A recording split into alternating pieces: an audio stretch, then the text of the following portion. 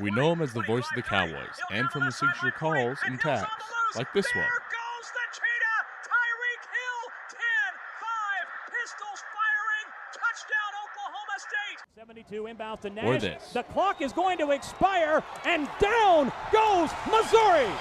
But for Dave Hunziker, when he is not in the booth, he can be found at the lanes. Oh, no!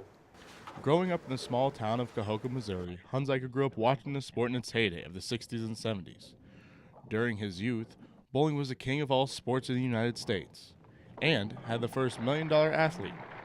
The PBA was created in 1958 and has had tournaments held all over the country, including the Fire Lake Tournament of Champions, which took place in Shawnee, Oklahoma. Hunziker found his way to his first PBA event in his life, and if you look right behind the bowler, right behind their approach, there's Hunziker in his OSU orange. Because those guys are the best in the world. It also rekindled all those childhood memories about watching those guys on TV. My wife was laughing that day because she sent me a text when I was sitting there getting ready to watch the guys go, and she said, "You're in heaven." For Hunziker, bowling isn't something that's a hobby, but a passion that helps him connect with his father, who passed away when he was just 12.